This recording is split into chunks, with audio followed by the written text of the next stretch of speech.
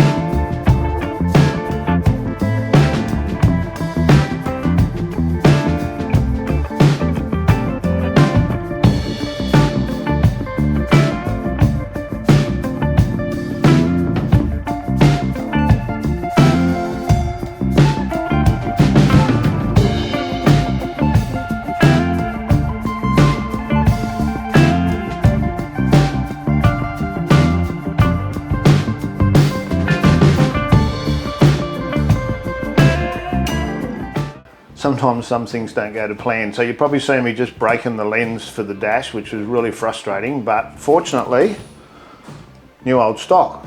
And the funny thing is, they're still available through Ford. So I don't know what you call that, old stock, but new. So the bonus was, it was 50 bucks, and now I've got a brand new one. I just got to put it in without breaking it.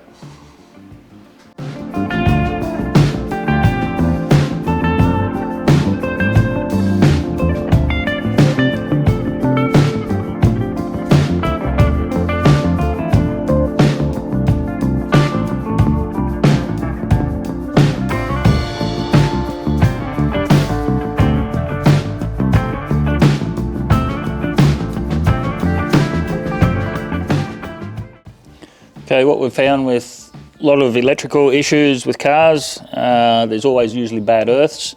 So you just got to make sure where they're connected, make sure it's back to bare metal, it's a nice clean surface. And what we're going to do, we're going to be putting nutcert in to run a bolt, and that'll firmly put the earth to the body.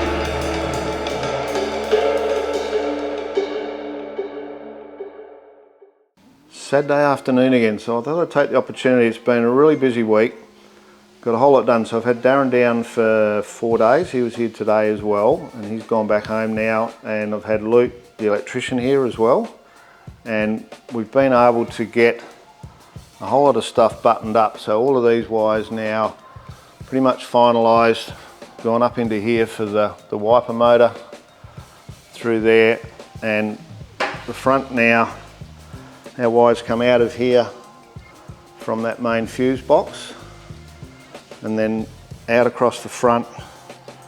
And we've used some little clips along there, along here.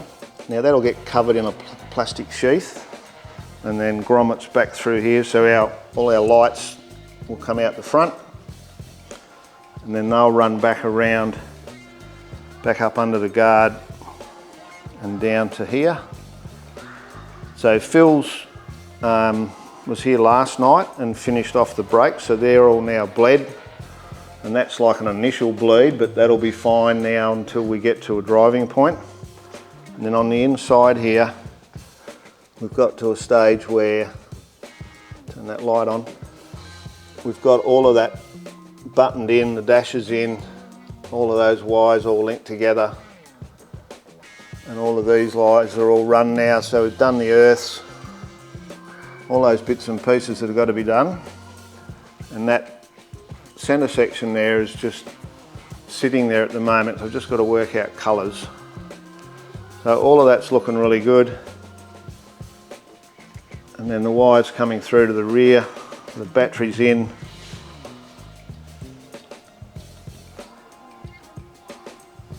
More wires. So in the workshop itself, we cleaned all the tables up yesterday, but there's more back out, so the front and rear screens will go in this week coming. So that's all ready to go. The rear one, obviously be a new front one. And then I've just started polishing last night, trying to get a bit ahead of that. And then what I'm about to do now, and it's like 5:30 on Saturday, I'm just trying to get to a point now where I can get some primers and a bit of colour on some of these pieces. So trying to stay ahead of it. So all the taillights, so because we're doing electrical, I want those all complete. And then obviously we got the next stage now is to get the motor and gearbox in, so I need to finalise all of those mounts. So most of them have been cleaned up and ground and all those sorts of things. So I've got a few bumper bar brackets, front guard brackets, all that sort of stuff, and our engine mounts. So I'm going to do that in a minute. So that's just where I'm up to on Saturday Arvo.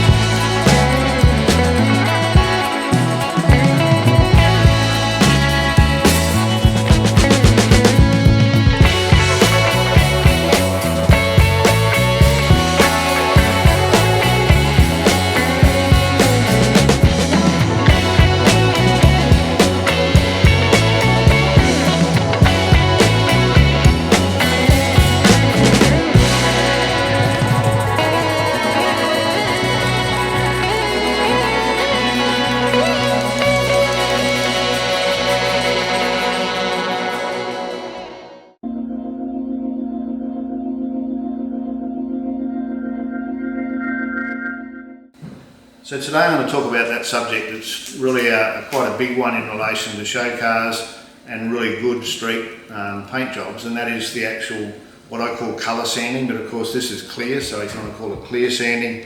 So we've got what's a fairly flat paint job, but it's still got some orange peel in it, and the process to remove that peel, you can either go through the stages with different grades of sandpaper that'll give you a completely flat appearance, or you can maintain some of the orange peel but take any of the, the little bits and pieces, the denibbing out of it.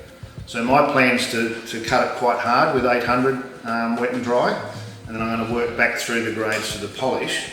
And that's, I'm not looking for 100% arrow straight, because that is like the next level again, and I mean it's possible, but just this process alone, you're looking at between 6 and 8 hours per panel, and I'm going to show you a whole lot of different blocks and the way I go about it.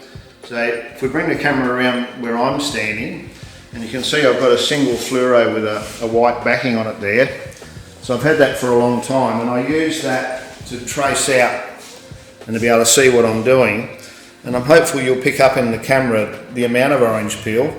Now, when these were painted, John put quite a lot of clear on it because he knew I was going to sand it with 800.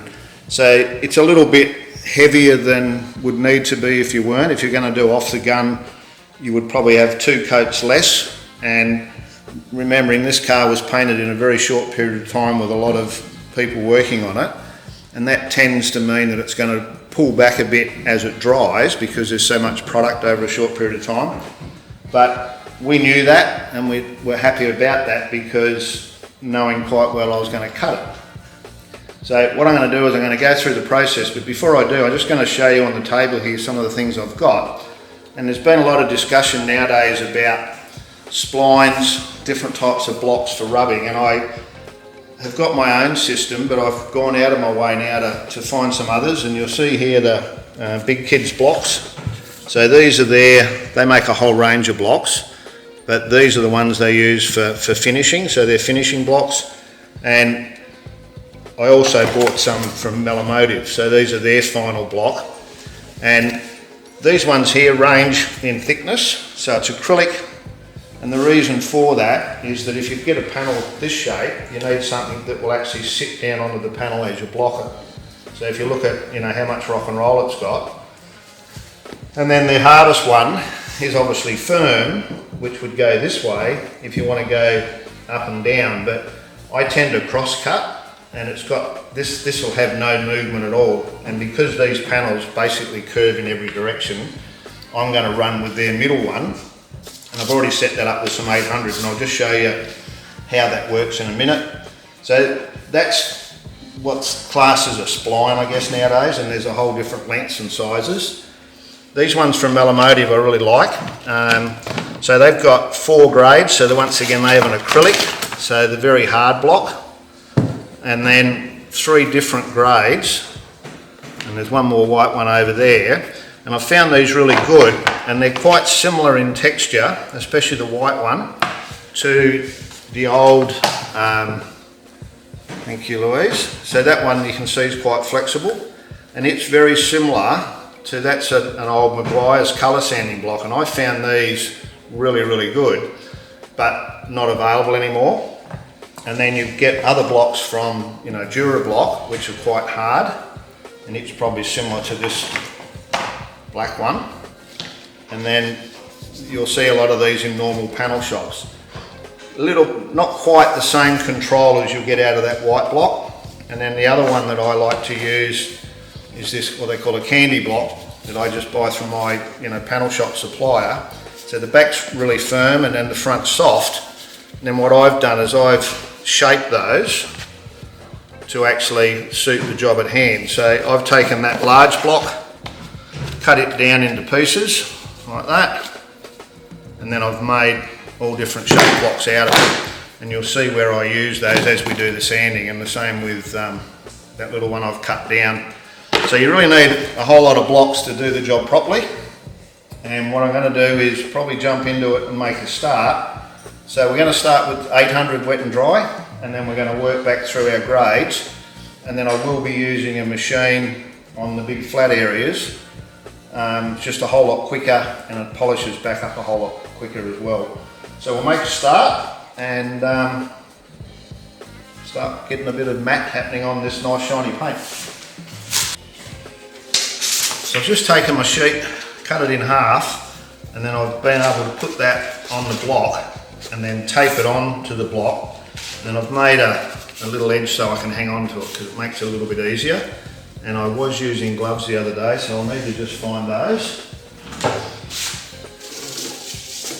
And I was only using the gloves because it makes it a little bit easier to hang on to.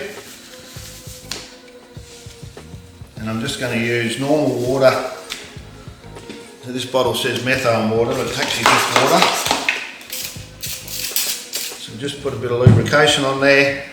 So 800 on that block, and then we're just gonna, I like to cross cut most things. And I'll just do a couple of rubs here and then I'll clean it off to show you what's happening.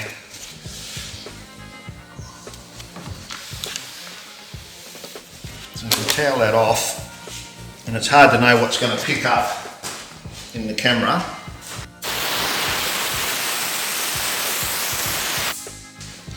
So straight away you can see, there's a bit of a low here, and it's picking up the lowest parts of that orange peel.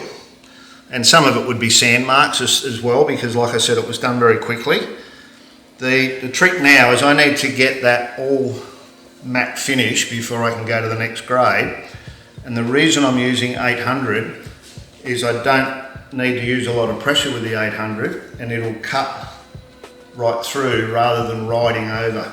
So if you use too soft a block and too fine a paper, it'll tend to ride over and leave the peel behind. So it's a little bit nerve-wracking if you haven't done too much of it or you've never done it before. But the trick is obviously to stay away from the edges as much as you can. But the fact that I know that this panel's been rubbed and blocked out by myself primarily, I know what I'm dealing with, and I'm comfortable that I'm able to do this because it's been blocked out so many times in the past. Now the reason I've masked it all off is that once we start polishing, it all makes a mess. And I'm just trying to minimise the mess that we've got to clean up afterwards. It's far quicker to mask it up than it is to. So I'll just wipe that back again. Now normally I'd probably be still going, but I just want to show you what we've got. You can see here along that edge where it's picking up the outside in here. Now the reason for that is when the paint's applied, it tends to get a bit of static build up on that edge, and the outer edge builds up. So quite often you'll see if someone's a bit scared to go right out on the edge there, when they do this sanding they end up with a little lip there. So you just got to hang on and be comfortable with your painter, whoever that was, that they've put enough on there for you to be able to matte it out completely.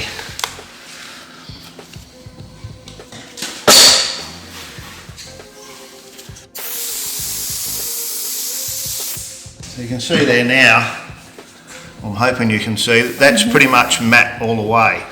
Now what I might do is I'll probably do this half of the door and then we'll bring it up to a shine, because I don't want to be spending all day trying to film it. So I'll just do this little edge down here.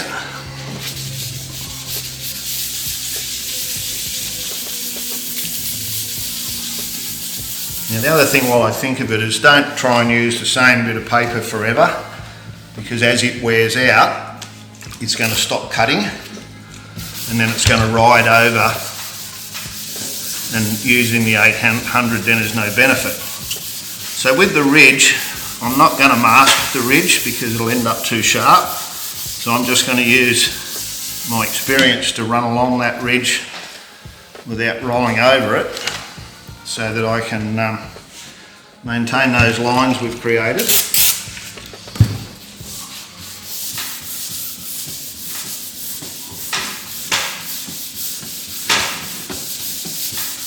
The biggest problem with 800 is it takes a fair bit to get those scratches out, and depending on whose paper you're using and what paper is whether you end up with any deep scratch.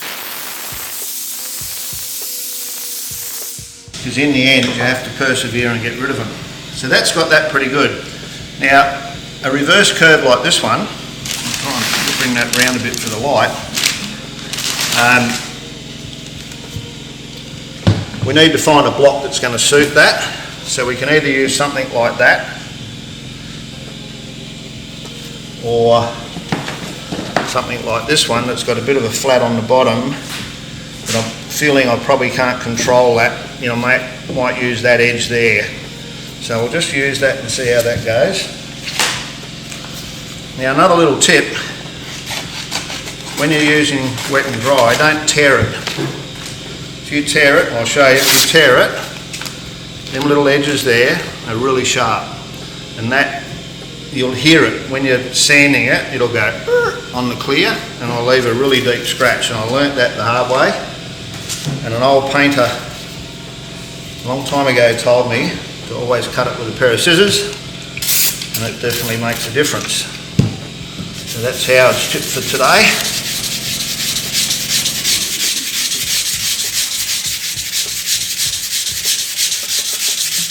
You can hear just how aggressive that brand new bit of paper is. I probably need to move my light around so I can see what I'm doing.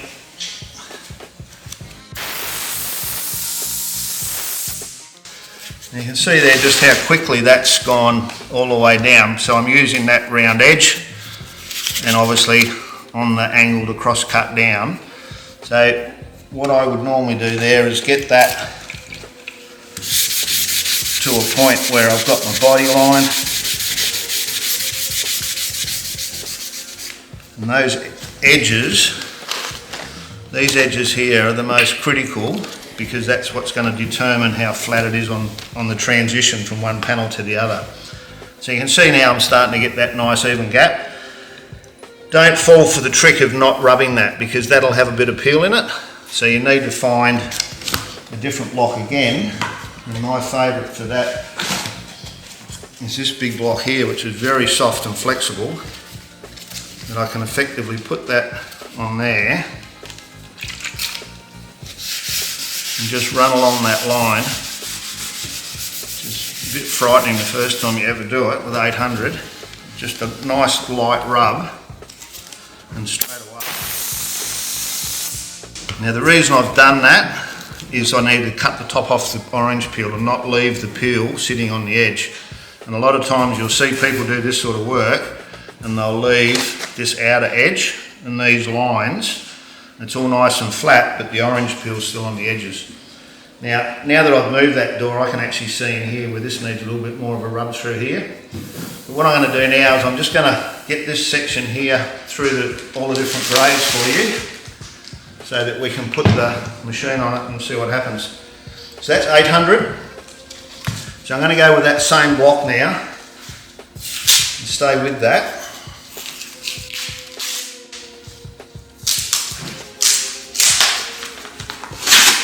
Actually, I probably could have gone to I think the last time I went to the next one. So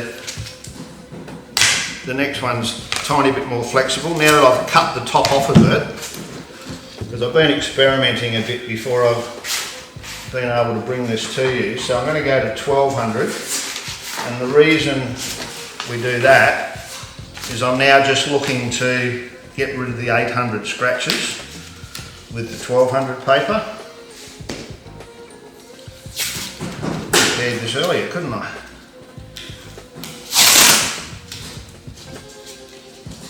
A bit fiddly, but so in the past, before I got these, I would have gone with probably this block, you know, with a half sheet, but I think there is some benefit with these particular style of blocks. You can also buy stick-on paper that sticks directly to the block, but I don't have any and I've never used it, so I just thought I'd run with what I've been doing. Okay, so now we've got 1200, and I've only got half sheet. Oh, the bottle's stuck on. So it's hanging out the end, but I've been around and sanded all the edges of this perspex so it doesn't scratch. And now I'm just going to put that on there, and that's sticking quite nicely. can sort of feel the tension that it's sitting nice and flat on the panel. And if you do that one-handed, then you're not getting any pressure up here. So to get that edge out here, I just need to make sure that I'm... And you can see how it's turning white. That's the clear. As it gets sanded, that's the actual product coming off. Now it's a little bit of a guessing game how much 1200 you need, because it depends on whether you've got any deep scratches. So I would normally just do about that much, remembering we're sort of doing half a panel here. And you'll see that it's sort of doesn't look as scratched.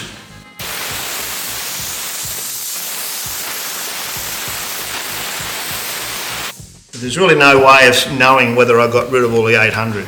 But I'm interested in this edge, and this edge looks pretty good. So nice and flat.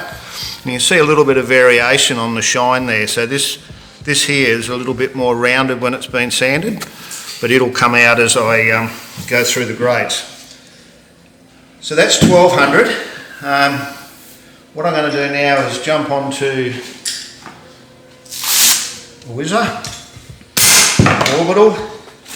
Now this is one I bought some time ago. It's quite loud, and there's electric ones available now. So this one is going to tell me the orbit, 2.5mm orbit. So those little swirlies is only 2.5. The standard paint's normally 5, and then one for fillers 8mm. So when you see the big swirlies, that's from the actual panel beater. Then the painter normally uses a 5. This one's specialist for doing sanding for this sort of work. You can get them down electric, which is much quieter. And I'll put the 70mm one on in a minute. Now what I'm using now is 1500 in a MicroStar. Now Merkur have just brought out some new product, which I don't have any yet, but there's a new one out that I'm going to try, and I'll be able to bring you some of that in the next few weeks, I would think. But this is the one I've used on the last few cars. So no interface, nice hard surface. And what I'm going to do now is use this as if it's a block like this. So I've got to make sure I keep it nice and flat and I don't dig any holes. And away we go.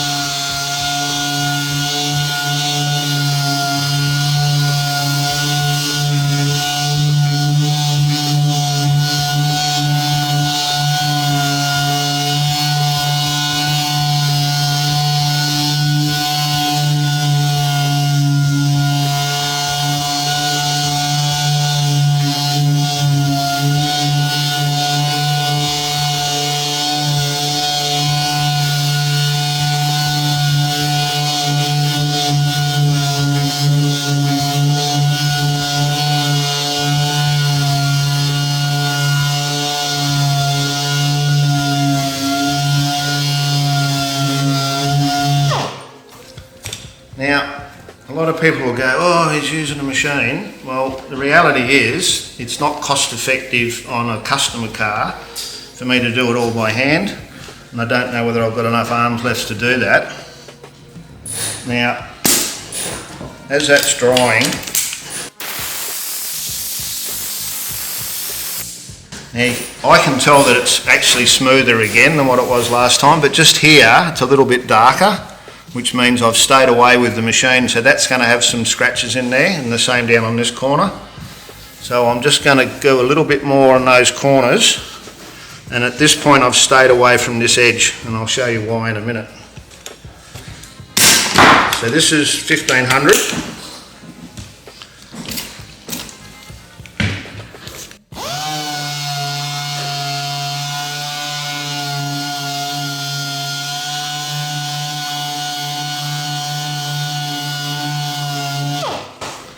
Now if I run the machine along this ridge here, like that, it's going to be too coarse and I'm going to make it like a 50-cent piece. So what I'm going to do is I'm going to take that and put an interface, so it's like, oh, what, 8mm of foam. I'm going to put that on there, then I'm going to put this back on, remembering that we've chopped the orange peel off it. So now we're just trying to remove the scratches. We're not actually trying to flatten it. So I can afford to have something. See how that goes over?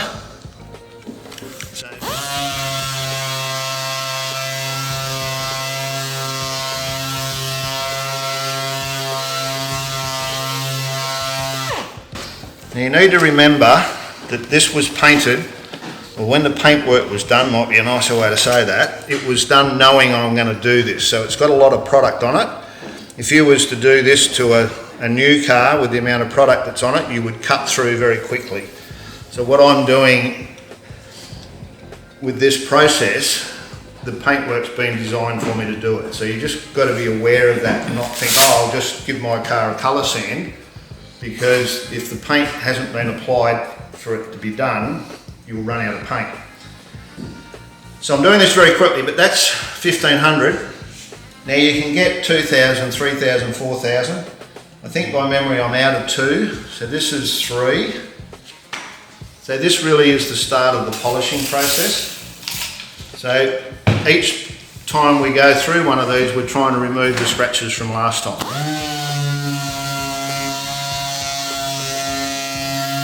Now this has foam on it. The new version of it is a harder foam and not quite as thick, but you know, the last few cars I've done, I've used this particular product.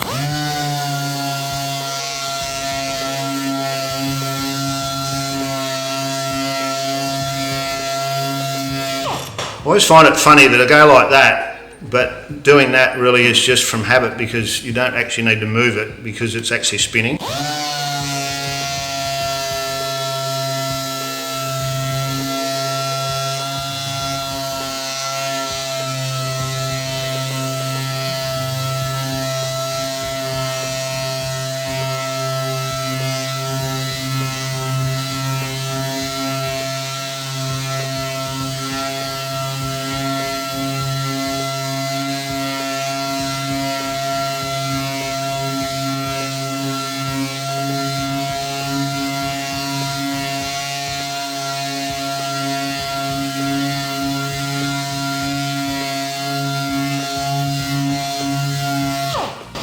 A long time ago I said to Johnny H, how long can I stay on the 300 or the 3000 or the 4000? He said, well, how would you actually starting the polishing process? And probably if we bring the camera around from this side, you'll actually see that we're starting to get a shine. Come around here, guys.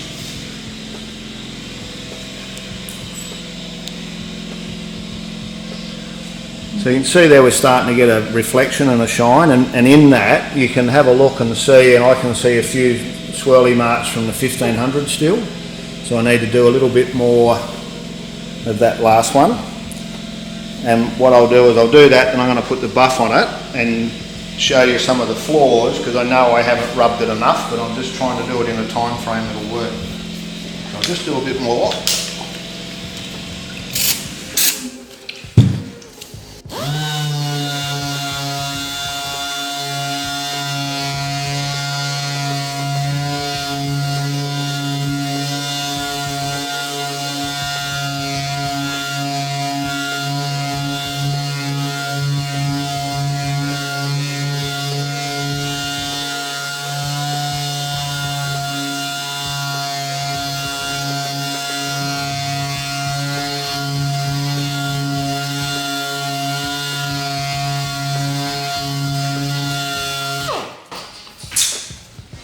You can see why I need the electric one, because that drives you crazy if you've got to do it all day with that noise.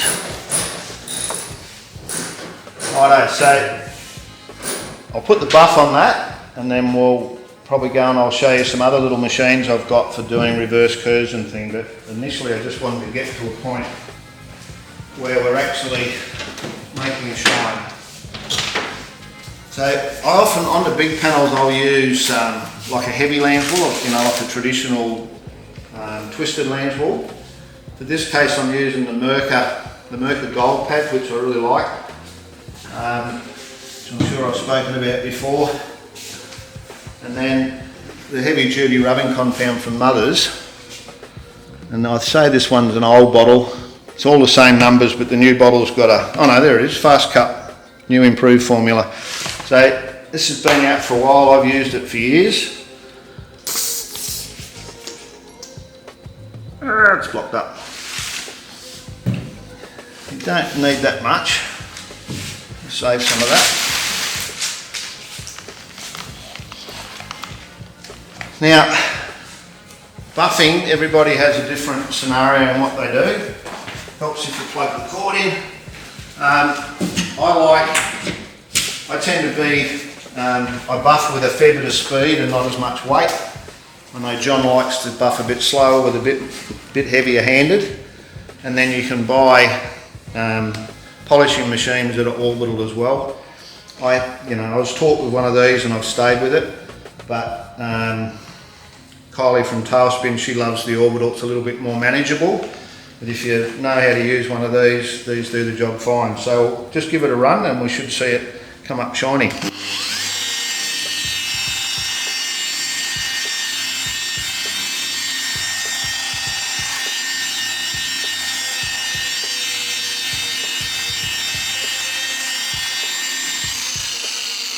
I think what needs to be said here is this paint is nearly 8 weeks old.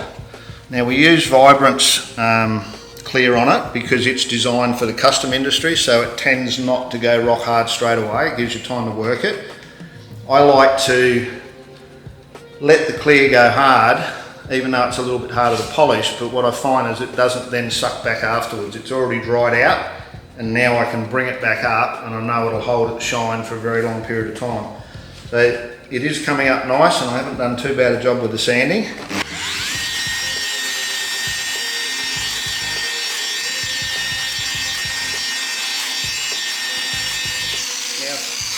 for the absolute newbie, if you're using a buff, you've got to buff off the edge. So the buff's turning that way.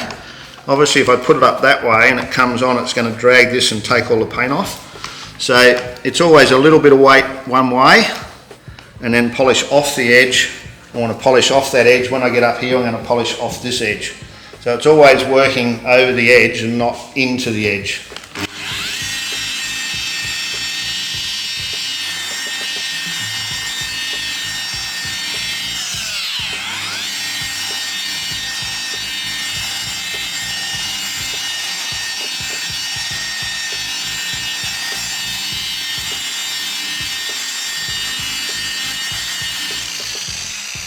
Doing things a bit back to front. I've got this light so I can see what I'm doing, and because I've got a camera there I'm doing it the wrong way around, because that's better. So now I've got the light where I'm polishing and I can see what's happening. I've got a bit of polish there, pinch that bit.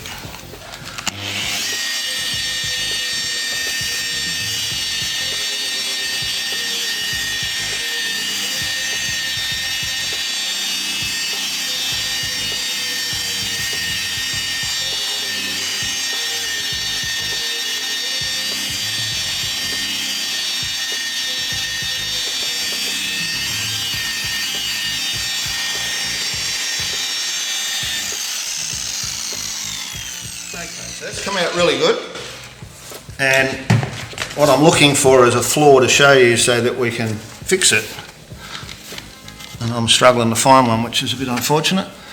So right on this edge here, it's still got some sand marks. Now a little machine that Merca brought out last year that you've seen me use before, and this is perfect for those edges. There's this little, what they made for denibbing in the automotive industry for paint shops. And these are that's the sandpaper, so it's Merca obviously. And I'm sure this one I've got here is about 2,500. So it's quite firm, the face of that. And I'm just going to put a little bit of water on there and then hold this very flat and run up and down that front edge to get rid of those sand at the 800 and 1200 marks. Now for what I do, this little thing's a godsend. I have got another one, a Roots one. Just doesn't have quite the grunt of this one for doing big areas.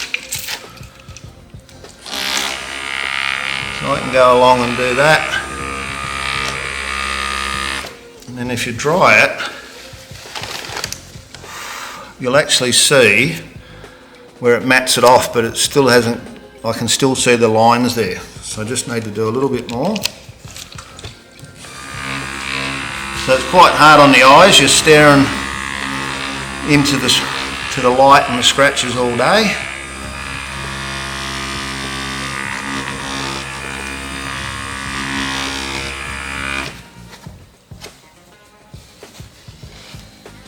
Right, so that's matted off pretty good. There's one or two little tiny marks in it, but I can see other scratches down here. I don't know whether they're going to show up. We'll have a look in a minute. So I'll finish it off so I don't have to come back to it.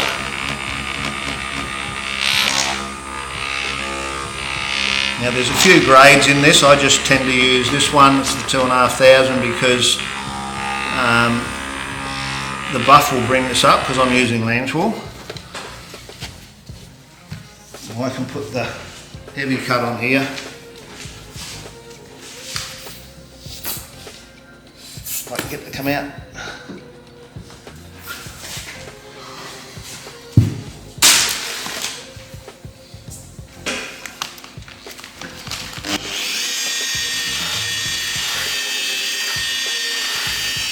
Straight away, goes shiny. You can see up here where it's not, because it's so fine, but it's now taken all those little scratches out.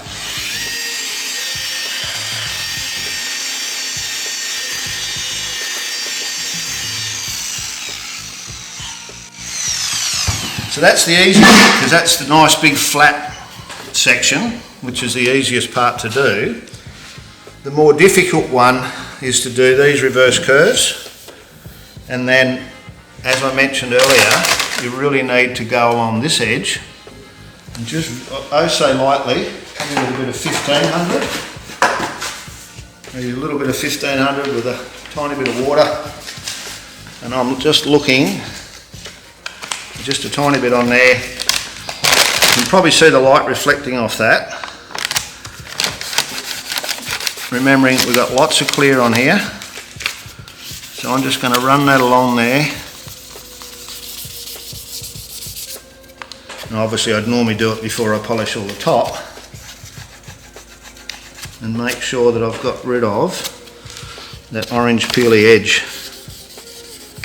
Now remembering that the bottom of the orange peel is the height, the top of the lowest part of the clear, so provided you don't keep rubbing, if you watch what you're doing and you only rub to the bottom of the peel, you're not going to cut through.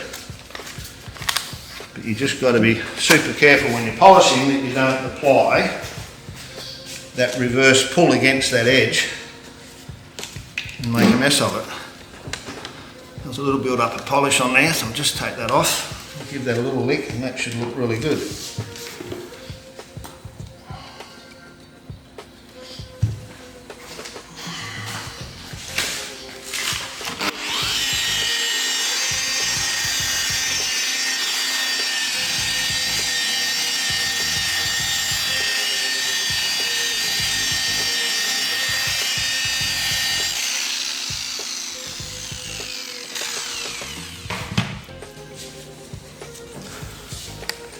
So that's the first polishing stage. So once we go with the lamb's wool, I'm then going to use the same product with a foam which takes the lamb's wool scratches out, and then I'm going to use the black pad with a foam polish to take the yellow scratches out, and then I'm going to put a glaze on it. So this is the first of like 4 stages or 5 stages with a wax to get that shine we're looking for. At the moment I'm trying to get the whole car done where it's all done to this one, to the yellow, and I'm hoping to achieve that in the next week or 2 because it takes a fair bit to do. If Louise swings the camera around, have a look over here. I was out here last night doing the boot jam. Because part of the issue is for me to do it, it makes a mess. So I've got a back mask. So I've done this jam, the quarters, the roof's all done. And I've had Phil here today. But you can see here now where this one's polished and this one here is sanded. So that was last night, so I've now got to get in and polish that. So I've done across the back, and we're trying to get that done because we're finalising all the tail lights, and we want to start getting all this finished so that Simon can come and finish the boot off. So it's a little bit of Howard having enough time to keep in front of all the other tradies.